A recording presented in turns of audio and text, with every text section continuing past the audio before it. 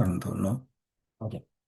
Ok, listo. Lo que estaba diciendo era que según lo que yo entiendo, pues cuando se reproducen dos especies así, sale un híbrido que es estéril, o sea, no puede reproducirse. Eso es lo que yo concibo en mi mente. Obviamente los milagros existen y todo puede ocurrir, pero eso es como la parte genética básica.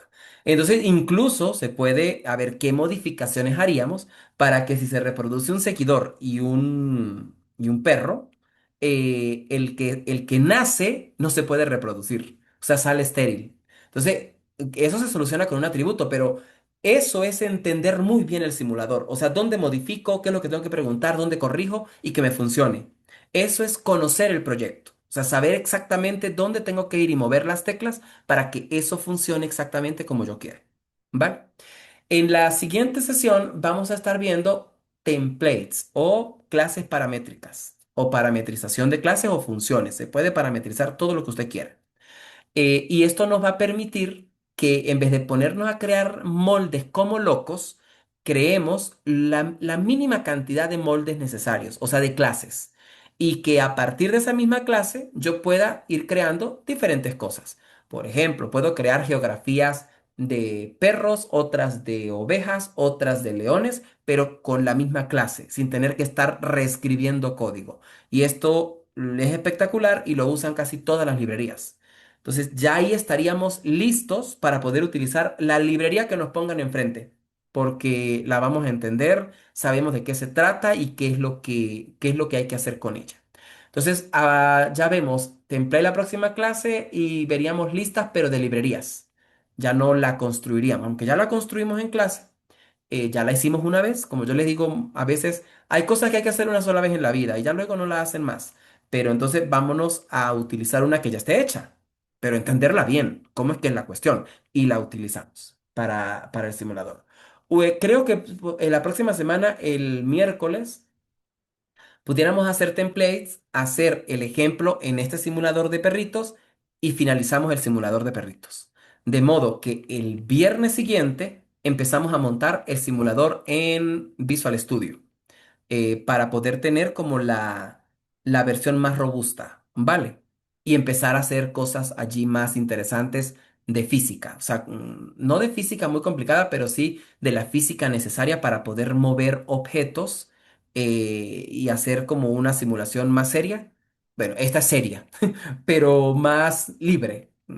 Que no estemos sobre una retícula, sobre un autómata, porque siempre en el autómata estamos supeditados a la celda en la que estamos. Mientras que estando en un frame o en un canvas, no hay una celda. Usted puede estar donde usted quiera, que es más como el mundo real, ¿vale?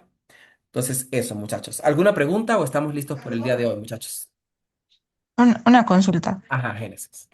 Esto que estamos viendo, ¿verdad? ¿Tiene como relación o algo a la estructura de árboles? Bueno, No y sí. O sea, ¿a qué voy con esto? Vamos a aclarar esa parte.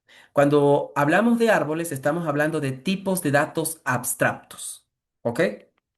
Básicamente. Entonces, en programación hay tipos de datos simples, hay tipos de datos abstractos y hay orientación por objetos. Eso básicamente es.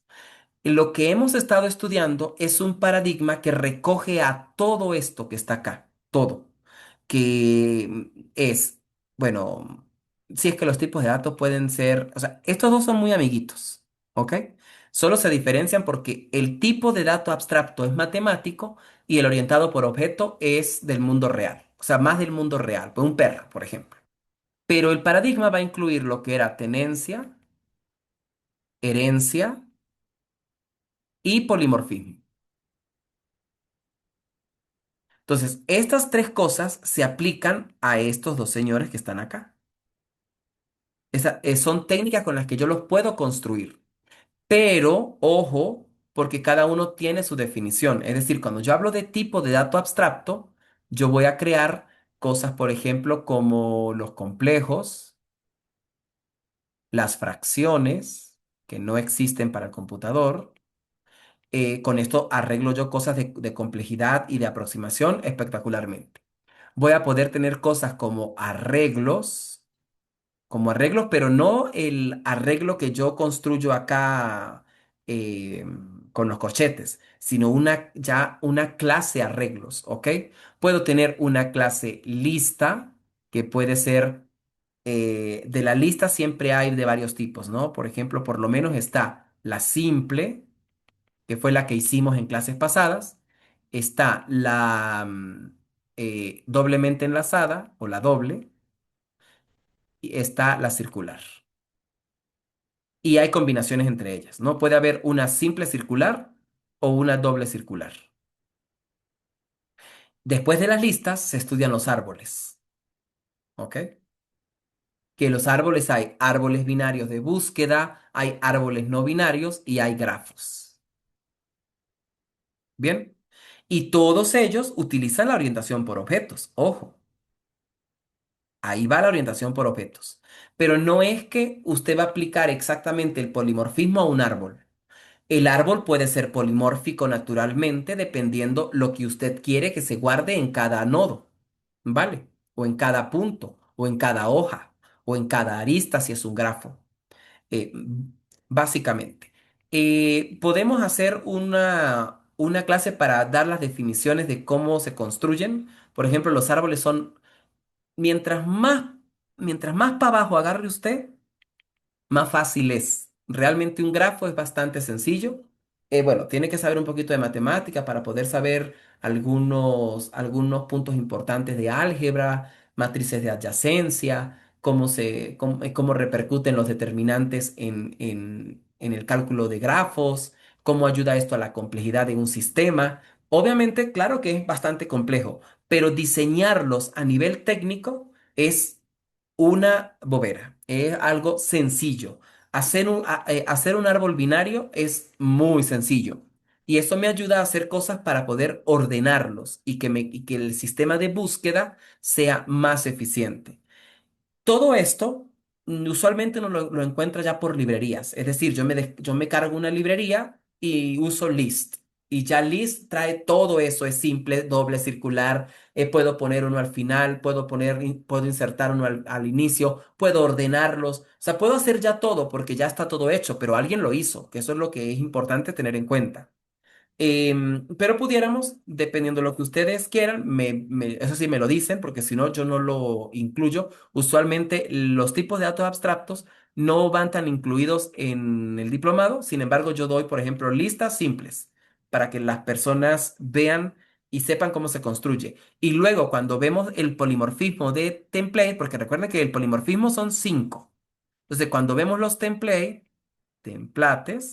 entonces yo lo asocio con las listas nuevamente, que son como las más utilizadas, para poder que se vea esa necesidad. Si ustedes quieren que construyamos desde cero una lista doble circular, por ejemplo, para explicarla otra vez, esas son de las cosas que hay que hacer una vez en la vida. Se puede hacer, eso nos llevaría una sesión de 45 minutos.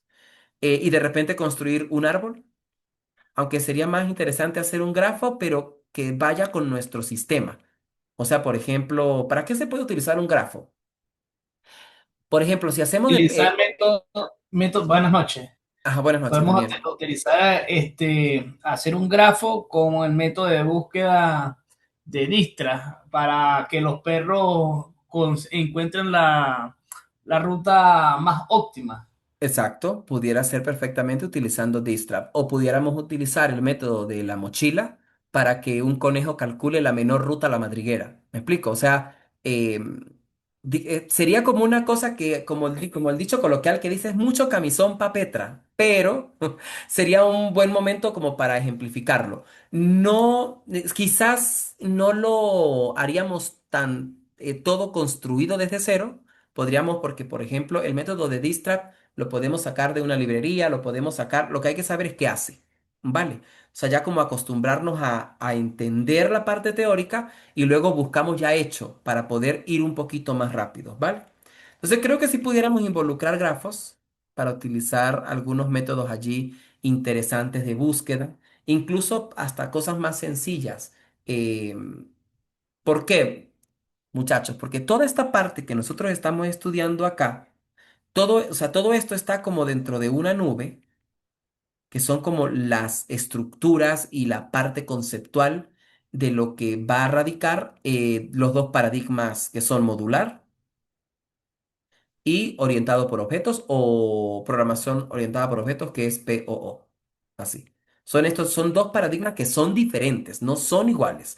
Así alguien jure que esos son iguales, no son iguales, son una forma de pensar diferente. ¿Ok? Este es dividiéndolo todo en bloques y este es diseñando los datos. Entonces son cosas diferentes, no pueden ser iguales.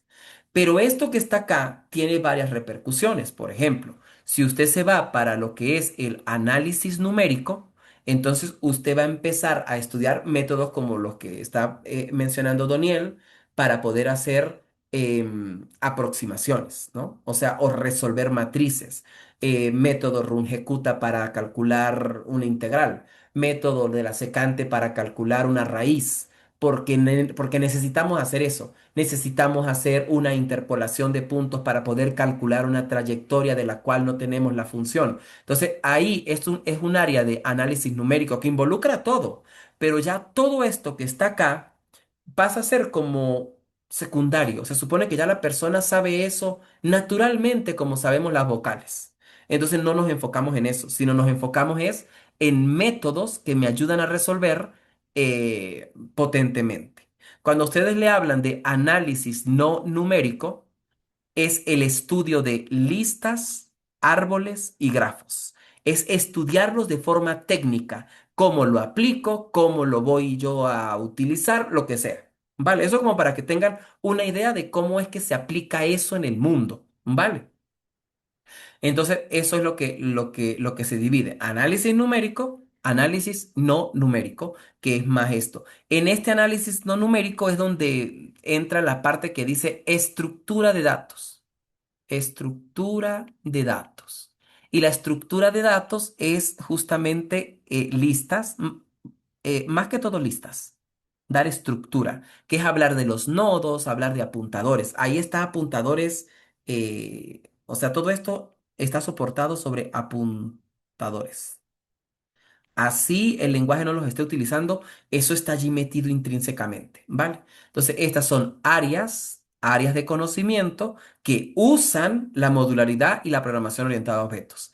Y la modularidad y la programación orientada a objetos es todo un paradigma de pensamiento que se utiliza para resolver problemas, que usted lo puede resolver sin saber nada de análisis numérico y sabiendo un poquito de análisis no numérico, que es cómo uso una lista, ¿vale?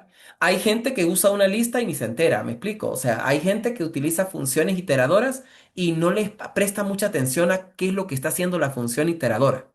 Y eso está bien, a mí me parece que eso está bien y el caso es que resuelva y que a la final pueda defender su proyecto. Sin embargo, yo soy de la gente más pegada que necesita entender, o sea, o siempre he necesitado eso y por lo tanto a eso es lo que yo trato de que ustedes lo hagan. Que si ustedes van a utilizar una función iteradora eh, o van a utilizar un nuevo iterador, hay unos iteradores muy chéveres, por ejemplo, que ustedes ponen for, aquí ponen, por ejemplo, auto i en un arreglo, ¿vale? Entonces, esto es una contracción del for inicial. Entonces, que usted diga, oye, pero ¿y cómo? O sea, ¿y qué es esto? Y que usted sepa exactamente que este que está acá es un objeto. Ya que usted tenga la noción de que esto es un objeto, o sea, yo lo contrato sin ningún problema para el proyecto que yo esté ejecutando, porque el resto usted lo va aprendiendo poco a poco. Todo se aprende. O sea, todo en un proyecto de ejecución es muy sencillo, se aprende. Pero que usted sepa desde la profundidad y que usted entienda cómo son las cosas, me va a garantizar a mí que hayan menos errores. Y que si hay un error, tengo un equipo o voy a tener un equipo que se puede dar duro con el código y no que va a estar como sudando frío cada vez que ocurra un error. Eso es lo que yo pienso que se mantienen en muchas empresas. Como les he dicho, yo conozco empresas geniales que contratan gente que sabe mucho y hay empresas que corren con la mala suerte que los captadores no son programadores, que están ahí por alguna razón, etc. Y eso no sé si qué tan bueno sea, pero creo que es más terrible trabajar en una empresa donde el captador es terrible. Porque, o sea, si no le ponen atención al captador, ¿qué podrá ver de ahí en adelante? Todo es como incierto y será como por el temperamento del jefe. Será como hay que trabajar allí. Entonces, siempre tengan eso en cuenta. Hay veces que uno se libra de males solo dándose cuenta de si alguien sabe o no sabe. Y es muy importante que cuando uno vaya a trabajar, esto como un consejo, un tips, que no necesariamente lo tomen en cuenta porque pueden perder muchos trabajos por seguir este tips, pero a veces es preferible esperar un proyecto donde el que va a ser jefe de uno sepa o sea, que sí sabe, que sea una persona, bueno, que si maneja los gritos y eso no, pero que sí sepa del tema, porque hay mucha gente que no sabe el tema, pero tiene plata, entonces eso es otra historia eh, que ahorita es que se va a ver más, precisamente por la IA. Así que prepárense para resolverle problemas a una persona que llega con el proyecto hecho completo, una locura de proyecto, 35.000 líneas, de las cuales sirven 3.000 pero que quiere pagar quién sabe cuánto para que usted le resuelva el problema que él no entiende porque ni siquiera confía en que eso le vaya a solucionar. Porque esos son los proyectos que ahora están llegando, muchachos. Así que Profe, pendientes con eso. Ajá, Doniel. no, con respecto con eso lo que dice, ahora la nueva modalidad es lo siguiente. Eh, Crean un proyecto con IA y como no conocen nada del código, a lo que empiezan a los despliegues y eso, empiezan las fallas. Entonces, Ajá. donde buscan las personas que para corregir esa falla. Hoy me tocó un caso así. Ah, claro, claro, No, es un que yo, cangrejo. sí, sí, es que yo estaba en eso las últimas semanas. Antes llegaban proyectos que eran, bueno, de hecho, grabé un video de eso porque me traumé. Antes llegaban proyectos que eran para uno desarrollarlos con el equipo y digamos que no había tanta libertad creativa porque ya las personas traían su proyecto, qué es lo que quieren y uno, en las reuniones y todo se centraliza y se enfoca. Pero ahora es diferente. Ahora llega una persona que estaba enfocada, porque es que el problema es que esa persona sí estaba enfocada en lo que quería hacer, pero no sabía programación. Hizo todo con la IA. A medida que interactuó con la IA hizo lo que quiso con él. Es decir, él sacrificó ideas de las que tenía en función de las que la IA le dio. Y fue ajustándolo todo a lo que la IA le estaba entregando para poder tener un proyecto y para poder tener como la plataforma montada. Entonces, cuando llegan con uno a la asesoría para poder resolver el problemón en el que están, ellos quieren su idea original, ¿vale? Entonces, muchos están un poquito más enfocados y quieren es que como que se les audite, ¿vale? O sea, que se les chequee la seguridad, que se les chequee ciertas cosas, que eso es más trabajo porque es un código que uno no escribió. Sí, Pero hoy, hay otros que llegan igual con el proyecto, o sea, y pretenden que es que uno va a sacar la varita de Harry Potter y eso va a quedar exactamente como él quería al principio. Entonces, es un rollo que hay ahorita, pero nos iremos adaptando poco a poco. Ajá, Doniel, ibas a sí. decir algo y te interrumpí. Ah, sí, bueno, hoy me tocó un caso de otro cliente que como el hijo del cliente Ah, ni tiene hablemos de eso. plata, cambió el archivo .htaccess, colocó el de su máquina en el servidor y eso estaba explotado completo. Sí, sí. Entonces, verificando, y como no conocen el sistema de control de versiones y todas esas cosas, me tocó buscar un backup para poder restaurar el servidor.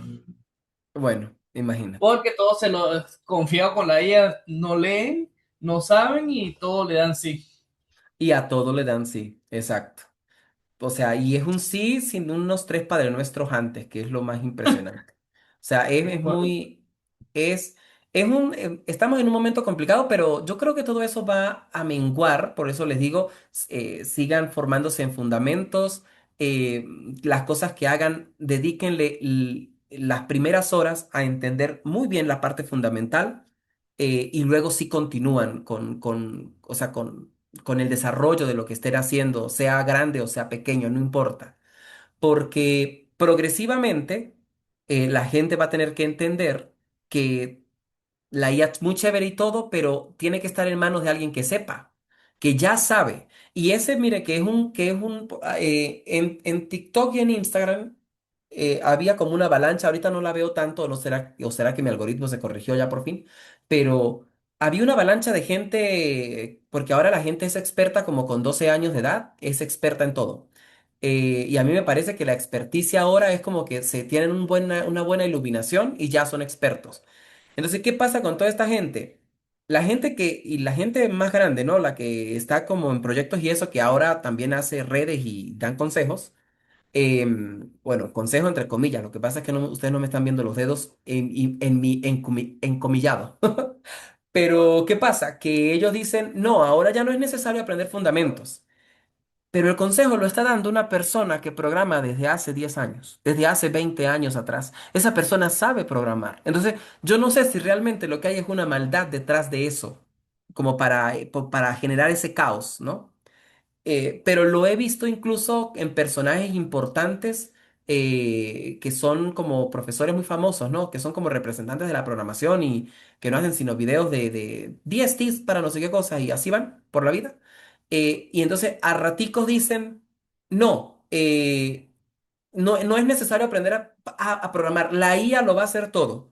¿Y será que después, cuando los cursos de ellos se quedan sin gente, sacan otro video diciendo hay que aprender fundamentos, muchachos? Los fundamentos son lo más... O sea, entonces, y yo creo que la gente no se da cuenta de eso. O sea, es que yo obviamente les pongo atención. Será que como soy más viejo, pues mi mente No, no, funciona sí, de otra es manera. que eso pasa, o sea, me ha pasado también.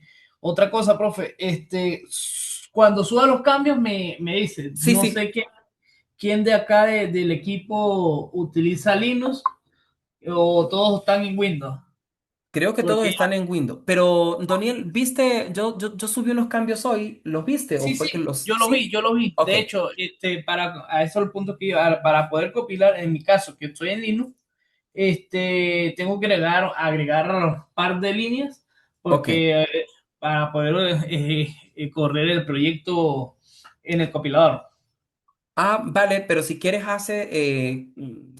tomas unas capturas y lo pasas por el grupo por si alguien lo requiere o por si alguien quiere experimentar en Linux y que no se atasque desde el inicio. Porque sé que hay alguien que tiene Linux también, pero no recuerdo quién es. O sea, que tiene Windows y Linux. Entonces, sería chévere que lo puedan hacer. Ahorita mando la nueva versión a GitHub, lo paso por carpeta para el grupo, para el que lo quiera por carpeta, no hay rollo. Y entonces, bueno, échenle un ojo a lo que especificamos acá y nos vemos el miércoles, muchachos, ¿vale? Profe, ¿y Ajá. los videos ya están en YouTube? Sí, los videos ya están, excepto los de hoy. Ahorita los monto de una vez. Ah, ok, gracias. Vale. Si por alguna razón ahorita se va la luz y no los monto, ustedes por favor sigan la cantaleta sin ningún tipo de vergüenza. Porque la vergüenza tengo que tenerla soy yo para subir los videos. Listo, muchachos. Gracias por su tiempo. Feliz noche. Voy a tratar de subir todo de una vez.